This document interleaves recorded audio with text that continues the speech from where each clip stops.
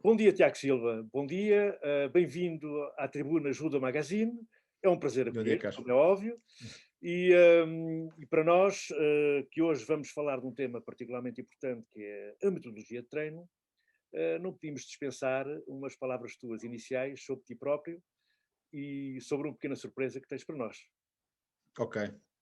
Olha, antes de mais nada, dar aqui um grande abraço, um fraterno abraço, ainda que digitalmente, aqui e à distância aqui do online, ao Carlos Ribeiro, que tem feito um trabalho notável em relação àquilo que é divulgação e ainda mais com a pertinência que ganha, o peso que ganha em termos de pandemia, nós podemos ter mais recursos a esta era do digital, necessariamente, por uma questão da circunstância, e dar os parabéns, tens feito um trabalho notável, Carlos, na divulgação da modalidade e de conteúdos muito que nós consideramos muito úteis para várias gerações de judocas. Pronto, e depois em termos de, vamos à parte menos importante, que é o apresentar-me, não é? Que é a parte que não tem, que é sempre complicado falarmos de nós próprios, mas resumidamente, pronto, eu sou praticante de judo há muitos anos, não é? Faço judo há 34 anos, fui competidor, fui atleta de alto rendimento também, e sou treinador, agora sou, dá um tempo a esta parte, treinador de grau 3, portanto treinador de alto rendimento, que é a área em que eu me especializei mais, também por estar associado às minhas formações académicas, que eu licenciei-me na FMH. Depois disso senti muita necessidade de ir buscar uma dimensão do treino que eu acho que é importante e é muito negligenciada, e então procurei, como instrumento, como professor e como treinador, fazer uma formação depois da licenciatura em Psicologia do Desporto, mestrado europeu em Psicologia do Desporto, da FMH, e não tendo concluído a parte da tese, fiz a parte curricular toda, digamos que fiquei com uma pós-graduação nessa área, depois fiz o mestrado noutra área, de ensino, e de 2017 a esta parte sou doutorando também da Faculdade de Medicina Humana, onde eu estive a dar aulas há algum tempo, e depois por uma questão de profissional e de sobretudo familiar, eu este ano decidi sair da faculdade, mas portanto a minha vida tem sido isto, ligada ao ensino do judo, ligada ao ensino do judo com uma caracterização muito diferente na polícia e sobretudo a uma parte que normalmente, como eu costumo dizer, brincar, não nos dá dinheiro, mas dá-nos uma tremenda paixão, que já dizia alguém que há coisas que nós fazemos para sobreviver, não é? Para ganhar dinheiro, e há coisas que nós fazemos para salvar a vida. Eu faço o treino desportivo e tenho este contacto e esta paixão com os atletas, um bocadinho para salvar a vida e por desígnio, por paixão.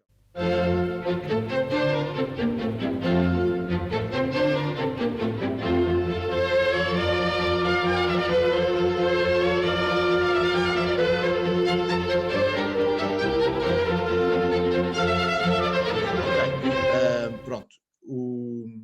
Em função de estarmos aqui também a pretexto de falar um bocadinho da metodologia do treino, quer do ponto de vista de um treinador se apetechar de uma componente mais geral e depois de uma componente mais específica, eu, eu fazendo aqui um bocadinho o papel do professor Marcelo Rebelo de Sousa, que eu fazia ao domingo à noite, posso pegar num livro e começar a recomendar, não é? As várias, eu Exatamente. tenho uma edição antiga, mas eu nem vou mostrar agora muito, destacar, porque eu acho que vai ficar suficientemente sublinhado aqui uma edição da FMH de metodologia do treino desportivo, para dominar esse instrumento tão importante. E isto, obviamente, eu tenho duas versões, de licenciatura e de mestrado, isto já há versões mais atuais, por isso é que eu estou-me aqui a dar o trabalho de não mostrar, mas é um livro que tem a chancela do professor Francisco Alves, do professor Pedro Mil Homens, que são dois dos gurus da metodologia do treino e da periodização. O professor Pedro Mil Homens é talvez a pessoa em Portugal, sem dúvida nenhuma, a pessoa que mais sabe de força em Portugal, que esteve muito tempo na Academia de Alcochete do Sporting, a trabalhar com o futebol, e agora está há uns anos esta parte na Academia de Seixal, do Benfica, e para nós é uma espécie de guru da força. Temos outros, felizmente, da nossa modalidade, como o professor Luís Monteiro, que é um dos grandes teóricos do mundo, dentro da área da força no judo, é um dos grandes especialistas do mundo. E depois há outros de língua portuguesa também que importa sublinhar, como o Emerson Franchini, da USP de São Paulo, que é uma pessoa que também publica muito, e há muitos autores. Um que eu gostaria de destacar, curiosamente, foi também nosso professor no curso de grau 3 na metodologia específica de judo, e foi das pessoas que mais me ensinou diretamente periodização, depois tive o privilégio de contactar um bocadinho pessoalmente com ele, é uma pessoa que sabe muito e foi, curiosamente, o orientador da tese de doutoramento do professor Luís Monteiro, que é o professor José Manuel Garcia Garcia, um espanhol, e que é um livro que eu recomendo bastante, que eu por acaso não tenho aqui, não tenho porque tenho o livro emprestado a uma aluna, a uma ex-aluna minha de mestrado, que precisou do livro, que chama-se Rendimento Desportivo no Judo, não é? Rendimento no Judo, e é para nós também uma bíblia da periodização. Para um treinador dominar, por exemplo, o modelo convencional com cargas regulares, é um dos modelos, mas também modelos mais contemporâneos, como o modelo ATR, é sem dúvida uma boa referência, em termos daquilo que pode ser o treinador hoje em dia se apetechar de uma boa referência bibliográfica.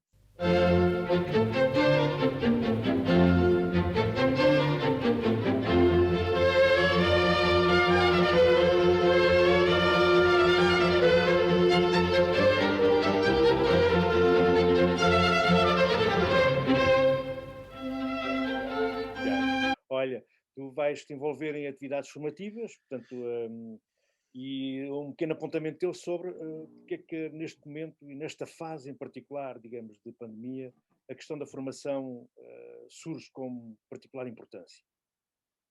Bom, justamente eu já agora aproveito a oportunidade para agradecer ao João de Almeida e agradecer à Associação Distrital de Judo de Santarém, que me convidaram muito simpaticamente, e também ao IPDJ e à Federação Portuguesa de Judo, que são patrocinadores desse evento, para dar uma espécie de masterclass, não é?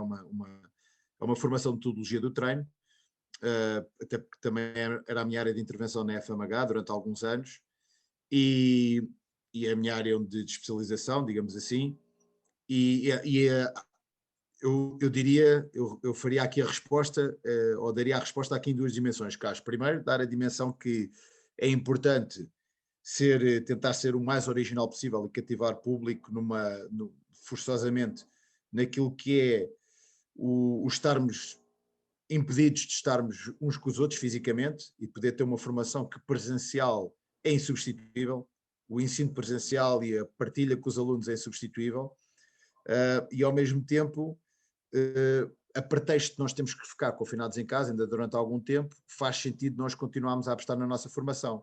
Até porque eu acho que eu sou daqueles que, eu gosto muito da teoria, Carlos, mas eu acho que o treinador é feito muito da prática. E aquilo que eu vou procurar fazer na minha formação, nós podemos chegar a uma formação e disparar com não sei quantos autores, dar uma metodologia mais Verkhochansky, da escola russa, mais Yusirin, mais José Manuel Garcia. Eu acho que é importante o treinador passar a sua experiência e perceber que, em função dos modelos, ter o pensamento crítico à flor da pele e pensar aquilo que resulta na prática e aquilo que não resulta. E foi isso que eu procurei de fazer ao longo da minha carreira, e acho que isso é a mais-valia de uma formação. Em vez de estarmos ali ao pontapé a dar 75 slides, aquilo que se ouvir numa formação é insubstituível, porque senão qualquer pessoa que não faz a formação passa aos slides a outra. Olha, eu na formação do Tiago Silva ouvi isto, tenho aqui o material porreiro, e isso é precisamente aquilo que eu não quero fazer. Quero tentar ao máximo que a partilha, e é aquela coisa de interpelar muito o palestrante, neste caso o formador e os formandos, essa interação e essa riqueza de debate é aquilo que eu acho que pode ser mais valia de uma formação. Okay. Ficamos com um apontamento que é as atividades formativas estão em curso e aquelas estão planeadas e tudo aquilo que no fundo nós sentimos que está neste momento a acontecer no judo, nesse domínio da formação, um conselho muito concreto que é ligar as atividades formativas à prática, à experiência, basear-se na experiência de quem participa nas ações de formação, evitar o modelo escolar, claramente envolver, digamos, os participantes em atividades formativas em experiências concretas e em trocas de experiências. É um aconselhamento de todo valioso. Isso leva-nos a passar para o tema da metodologia de treino. Portanto, o que é essencial saber sobre metodologia de treino em termos gerais? Bom, isso é uma ótima pergunta, que acho que ficava aqui o dia todo prazerosamente a falar contigo, porque é realmente o treinador hoje em dia tem que ter, eu acho que valências em tantas áreas, e de facto é aquilo que nós costumamos dizer, que é onde é que o conhecimento e as ciências se aproximam da parte em termos desportivos, ou seja, um treinador tem que saber organizar as unidades de carga faseadamente e em termos de planeamento distribuí-las ao longo de uma época, não é? Hoje em dia, como nós sabemos, a solicitação no alto rendimento no judo tem que, evidentemente, corresponder a uma periodização múltipla, porque não há picos de forma, por uma periodização mais clássica, há picos de formas insuficientes. Se nós estabelecermos cargas ou um planeamento de cargas muito convencionais, muito tradicionais, manifestamente vamos ter o atleta que no período competitivo poderá não estar no platô da forma.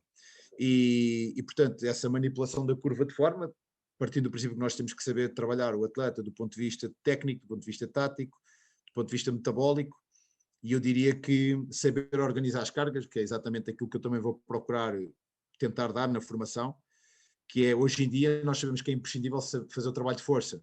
E muitas vezes as pessoas pensam em trabalho de força, já estou a pensar em hipertrofia, força máxima, potência, mas ainda antes disso tudo, é importante perceber que nenhum atleta hoje em dia, nós podemos estar a falar de um LeBron James, do Michael Jordan, do Nadal, de um Tiger Woods, de uma Thelma Monteiro, de um Ono, não há nenhum atleta top de alto rendimento no mundo, em qualquer modalidade, que não faça trabalho de força. E, sobretudo, há duas grandes matrizes para se fazer um trabalho de força, que é a prevenção de lesões e a melhoria da qualidade técnica. Depois, quando é que eu faço hipertrofia, quando é que eu faço força máxima, quando é que eu faço potência, nomeadamente no alto rendimento, o que interessa mais trabalhar é força máxima e potência, isso é aquilo que eu, como treinador, é um instrumento que eu tenho que saber dominar, ok? Portanto, resumidamente, também dizer aqui que, ou dar outro exemplo, que um exercício, por ser mais metabólico, não tem que deixar de ser técnico e deixar de ser tático, e até, do ponto de vista psicológico, ter um certo desafio. E, portanto, são tantas ferramentas e tantos instrumentos que nós temos que dominar enquanto treinadores, que a chave mestra é nunca descontextualizar, e eu saber sempre que aquilo que eu faço em termos de tapete de judo, trabalho de força, ou tartan, pista de atletismo, para trabalhar a componente cardiovascular, tem que estar sempre em sintonia, para não haver o chamado efeito concorrente do treino, que é, se eu por um lado faço um estímulo, dou um estímulo fisiológico, se por outro lado eu contrario esse estímulo fisiológico 7 horas depois, no treino da tarde, eu vou estar a contradizer aquilo que é o processo de manipulação da curva de forma do atleta. E, portanto, isto é uma coisa giríssima de dominar. Agora, é uma coisa que dá trabalho e é preciso... Eu costumo dizer, Carlos, se tiveres paciência, eu costumo dizer que há 3 tipos de treinadores, não é?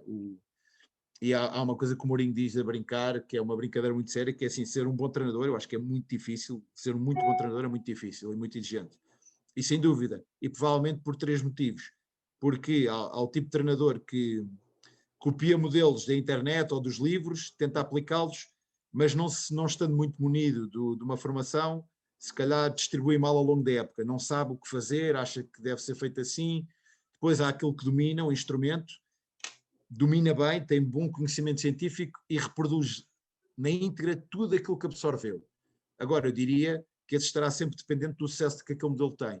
E depois há um terceiro tipo de treinador, que eu acho que é aquela dimensão de treinador que nós devemos procurar, que é justamente dominar, saber o ler muitos modelos e com um bocadinho de pensamento crítico, perceber aquilo que resulta melhor também com a caracterização toda do judo. Não nos podemos esquecer que o judo é um desporto que tem 7 categorias de peso, homens e mulheres, e trabalhar com uma atleta de 48 quilos é diferente de trabalhar com um atleta masculino de 100 quilos, por exemplo. Isto leva-nos a pensar um bocadinho também no tema metodologia de treino, em ligação à modalidade, na sua especificidade. O que é verdadeiramente específico de uma modalidade como o judo nesta abordagem da metodologia de treino? Olha, por exemplo, eu vou responder ao Carlos com um exemplo. Costuma-se dizer assim, em jeito de brincadeira, muitos alunos e muitos treinadores mais novos às vezes perguntam-me, que estão a fazer formação, perguntam-me assim, Tiago, o VO2 máximo é realmente importante? Fala-se muito do VO2 máximo. Eu diria assim, o VO2 máximo, a resposta eu acho que é depende. Evidentemente que há valores de referência e ter um VO2 máximo dentro de determinados valores de referência para homens e mulheres é uma coisa importante. Agora, eu se retirar o VO2 máximo de uma variável que é o limiar anaeróbio, para um desporto como o judo, não me parece que seja tão interessante. Ou seja, nós no judo precisamos ter a componente oxidativa trabalhada, sem dúvida nenhuma, e depois temos que ter as duas outras fontes não oxidativas, a parte anaeróbia, a lática, por causa dos movimentos explosivos e balísticos, e a parte anaeróbia láctica muito desenvolvidas, porque o judo tem muita via glicolítica por causa da estrutura temporal do combate judo. E, portanto, depois, faseadamente, eu vou dependendo mais do meu VO2 máximo em função da longevidade. No outro dia vimos um combate para decidir quem é que ia, que era o representante japonês dos 66 quilos, o Ifumi Abe e o Maruyama, que demorou 24 minutos, não é? Exatamente. E, portanto, um atleta que hoje em dia não esteja preparado para um tempo indeterminado e imprevisível de golden score, é um atleta que, portanto, eu diria, respondendo à tua questão, que é assim, ter só alguns indicadores fisiológicos não faz necessariamente um bom atleta, mas eu de certeza absoluta que se não tiver esses indicadores fisiológicos num determinado patamar, eu não sou o atleta que poderia ser, ponto final parágrafo. Neste momento, assim, na tua a percepção da modalidade, no seu funcionamento do país, aquilo que podes ir colhendo, digamos, dos contactos que estabelece, tens ideia, digamos, de existir ou não uma tendência no sentido de serem adotados critérios e um sentido de trabalho da metodologia de treino que nos estás aqui a referir com alguma densidade, com alguma importância, ou ainda estamos muito longe na modalidade de ter presente, digamos, uma abordagem, metodologia de treino mais, digamos, mais estruturada? Qual é que é a tua avaliação, assim, do ponto de vista muito subjetivo, como é óbvio, parece-me a mim, claro, mas qual é que é a tua ideia, a tua percepção sobre a realidade da metodologia de treino no judo, de uma forma geral? Carlos, eu talvez fazendo aqui o papel um bocadinho, necessariamente, que é o papel de agitar aqui um bocadinho as águas, eu temo, honestamente, temo muito que nós possamos converter, por exemplo, a formação de treinadores em Portugal numa banalização, da forma como fomos banalizando as graduações de judo, não é? Hoje em dia qualquer pessoa é quintã ou sextã, toma lá um cinto, e é preciso estar atento a isso, e portanto eu vou ter sempre um olhar crítico em relação a isso. Uhum. Até porque na imagem eu fui aluno do mestre Kobayashi, fui aluno do mestre Samuel Bastos Nunes, e eu de repente ver que algumas pessoas tão novas praticamente já atingiram a graduação do mestre, algumas já têm e outras em pouco tempo terão, qualquer coisa de muito diferente nós estamos a fazer. E está a acontecer, na minha opinião, exatamente o mesmo fenómeno em relação à formação de treinadores, que é, nós de repente, há miúdos novos, nós fizemos o curso mais demorado da história se calhar do IPDJ, do grau 3, que por causa da mudança e da transição da federação, demorou cerca de 3 anos, talvez à conclusão do curso, com a componente curricular, com a parte do dossiê de estágio, mas quer dizer, nós tivemos uma formação séria, não é? E credível, dada por alguns dos grandes especialistas em Portugal e na Europa, e eu não posso aceitar, enquanto professor e treinador, que de repente nós estamos com aquela coisa de começar a construir um modelo de formação de treinadores que de repente parece que nós estamos à espera que os miúdos de 25, 26 anos tenham o grau 2 concluído, não têm experiência nenhuma ainda como treinadores, já temos um número suficiente que justifique a abertura de um curso de grau 3, vamos começar a precipitar-nos a fazer um grau 3, portanto nós não tem que ser assim a organização das coisas, tem que ser, ok, eu evolui numa certa medida como treinador, tenho 10 anos de experiência em relação a este grau, ok, preciso de buscar mais um instrumento, preciso de me aperfeiçoar, preciso de me apetechar. E eu acho que as coisas deviam ser muito mais nesta medida do que propriamente nós estamos a querer. Também se coloca nessa, isto pensando um bocadinho na evolução, no amadurecimento, digamos, da própria modalidade, também nestas vertentes, diria, mais técnicas e relacionadas com a metodologia de treino, com a densidade, digamos, da própria modalidade e no seu desenvolvimento. Como é óbvio, quando nós pensamos, digamos, nesta progressão, não se deveria ter uma atividade de acompanhamento um pouco mais consistente, quer dizer, a formação não ser um momento ou um período e ser apenas o arranque de um processo de amadurecimento que, de alguma forma, é monitorizado por processo de acompanhamento, por processo de autoavaliação. No fundo, aquilo que faz digamos, a formação moderna, que é deixar de ser pensada como um momento, um período, mas ser pensada como um processo. E no judo não podíamos também admitir essa possibilidade de amadurecimento?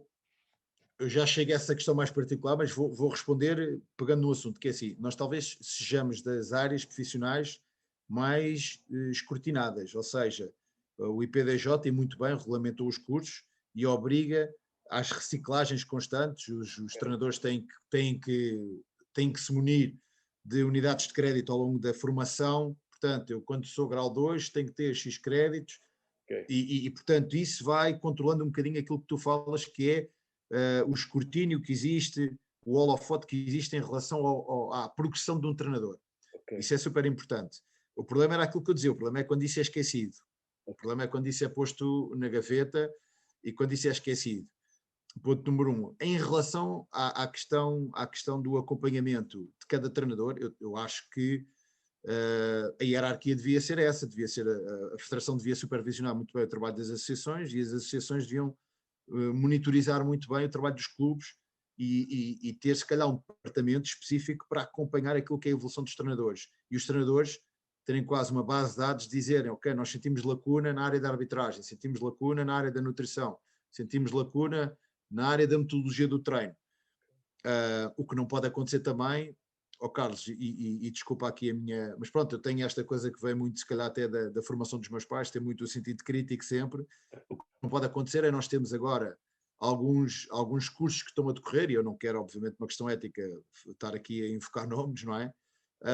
Mas até utilizar as novas plataformas como um instrumento válido e útil, que é super importante, mas depois nós começamos a falar com os nossos colegas treinadores e sentimos que quem está a fazer, por exemplo, um grau 1 ou grau 2, sente que não está a aprender nada, sente que a formação e aquilo que é dado e a forma como é perguntado e a forma como é ensinado, eles não sentem esse enriquecimento e, portanto, nós temos de dar um murro na mesa e pensar, ok, estamos a tempo de retificar as coisas e modificar e perceber que há um modelo que não está a chegar aos treinadores e nós vamos ter, e é como eu encartar alguém, não é? Eu fazer a formação, encontrei um modelo espetacular para ter mais pessoas em Portugal com a carta de condução, mas de repente, se esse modelo falhar, eu tenho mais pessoas preparadas na rua.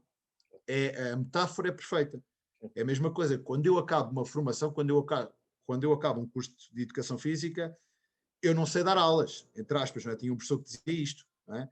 É como tirar a carta, quem acaba de tirar a carta não sabe conduzir. A gente sabe que o dia-a-dia da prática também faz o condutor, claro que tem umas noções, tem umas valências, está habilitado e, portanto, é isto que nós precisamos ver, é monitorizar o treinador no dia-a-dia, perceber se ele está habilitado ou não, porque ele vai formar pessoas, vai estar a trabalhar com crianças. Essa é a responsabilidade. Claro. Tiago, nós estamos agora a assistir a uma série de atividades. Carlos, posso só interromper para dizer uma coisa Não, muito diz, importante? está à vontade. Isto é uma coisa que nós falávamos muito na FMH e é uma coisa que nós falamos muito entre treinadores. E está a acontecer um fenómeno em Portugal, que já agora, se isto não servir para mais nada, que sirva para uma chamada de atenção, que é, nós temos cada vez mais os treinadores com menos experiência a ir para as camadas de formação. Ou seja, é quase uma tentação do género, vocês vão trabalhar com crianças, têm menos experiência, vamos dar às crianças. Eu não sei se isto se este tipo de prudência, este tipo de tratamento, claro que, obviamente, um treinador sem experiência não pode trabalhar com atleta de alto rendimento, mas também um treinador que ainda se está a formar e que ainda tem um percurso, um miúdo de 21, 22 anos, está a começar, e de repente vai estar em janelas de crescimento absolutamente fundamentais, trabalhar com crianças, com pré-adolescentes e com adolescentes, a gente tem que pensar, é aquilo que eu digo, a gente tem que refletir muito bem que tipo de modelo é que queremos ter para a nossa modalidade. Muito bem, muito bem. Olha, queria-te, para finalizar, perguntar-te uma coisa, que é toda esta atividade de treino que estamos agora a constatar e a verificar por via da pandemia, que é os treinos online, portanto, a atividade online, digamos, de relação com os atletas e com os praticantes. Qual é que é o alerta principal que querias ou que poderias dar, digamos, a quem dinamiza este tipo de iniciativas, atividades importantíssimas, pelos vistos, para manter a modalidade ativa? Qual é que é o principal alerta que tu gostarias de... Antes de responder diretamente a isso, já agora, Carlos, aproveitar também aqui para sublinhar, e gostava que isto ficasse mesmo muito sublinhado, e nem sempre concordei, há coisas que têm sido feitas, muito positivamente, há outras que eu tenho sido mais discordante. Eu queria dar os parabéns à Federação Portuguesa de Judo, porque é de facto, nós no início ficámos todos muito céticos, eu fui dos principais céticos em relação à receptividade, em relação a estes estágios todos, e na verdade tenho que dar os parabéns, porque ter a coragem no meio de uma pandemia, no meio de um confinamento, para ter feito esta sucessão de estágios, que implica até vários escalões. Depois podemos estar aqui a fazer uma consideração se de facto devíamos estar mais confinados ou não, mas a verdade é que as coisas têm corrido bem, tem sido um modelo que tem corrido bem e permitiu que muitos atletas, diferentemente de outras modalidades, não estivessem parados, até atletas em formação, em idades charneiras de crescimento. Pronto, eu tenho que fazer este voto de louvor, de coragem à Federação. Ao mesmo tempo, dizer também que, em relação à parte dos treinos online, eu como treinador sinto uma grande diferença entre o primeiro confinamento e o segundo confinamento. Aquilo que nós agora no Algés vamos notando e aquilo que eu já notava e aquilo que vamos tendo feedback de outros clubes é que os atletas estão cansados do online, é chato, são rotinas nas variedíssimas idades. É difícil motivar, eu mesmo os meus alunos do externato, na extracurricular de judo, nós notamos que por mais que nos reinventemos, mostramos um vídeo, fazemos treinos diferentes, recolhemos material de treino funcional como elásticos, é muito complicado, porque nada substitui aquilo que é o treino presencial e o ensino presencial é insubstituível. E portanto é complicado. É complicado.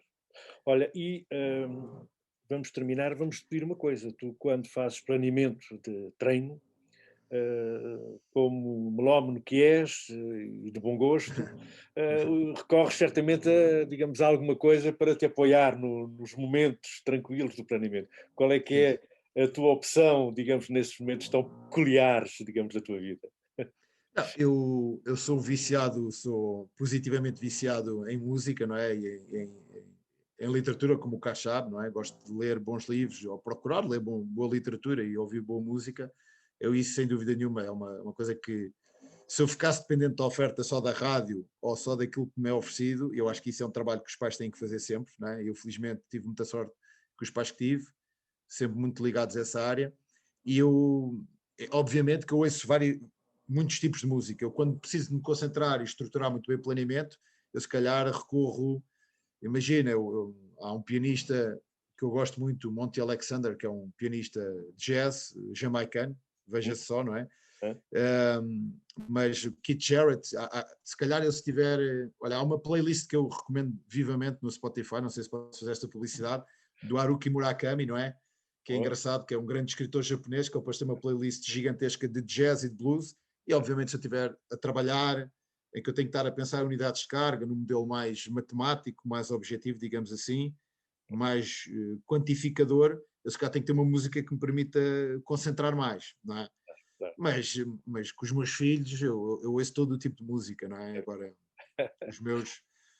Ok, olha, Tiago, fica esse apontamento, fica também essa referência ao Murakami, que sabes que quando escreveu o Underground, uma das obras mais significativas dele recentemente, espelhou esta sociedade japonesa que nós aqui na modalidade temos muito sacralizada e muito relacionada com uma certa mitologia, digamos, nipónica, e valeria a pena aqueles que têm paixão pelo conhecimento e procuram, digamos, abrir horizontes, ler Murakami, porque ele, de facto, revela-nos uma sociedade japonesa um bocadinho mais delicada e um bocadinho menos associada aos mitos que fomos construindo através da modalidade que muito amamos e que nos apaixona, mas convinha viver a nossa modalidade também com essa abertura e com esse sentido, aliás, que o Murakami nos proporciona e eu por acaso, também aprecio muito. Cássio, me deixa só aqui um minuto para o apontamento. Ainda por cima, como é óbvio. Eu já tive a experiência de viver no Brasil 6 meses, do meu último ano da faculdade, e eu acho que o Murakami tem uma coisa que os japoneses queixam-se muito, entre aspas, que ele é muito internacional, provavelmente por isso que ele é o menos japonês de todos os escritores. Como ele nem sempre viveu em Tóquio, ele tem essa perspectiva, esse olhar distante, esse distanciamento em relação a uma coisa que ele conhece tão bem. O que lhe dá uma perspectiva, depois tem uma questão de um imaginário, todo um imaginário de personagens no universo literário dele, que é giríssimo. E quando se vai ao Japão, consegue-se perceber alguma daquela descrição que ele faz, que é interessantíssimo. Ok, Tiago, olha, agradeço-te imenso. Foram uns momentos fantásticos de conversa, de troca de opiniões e de projeção também de coisas para o futuro. Um grande abraço e até breve então. E obrigado.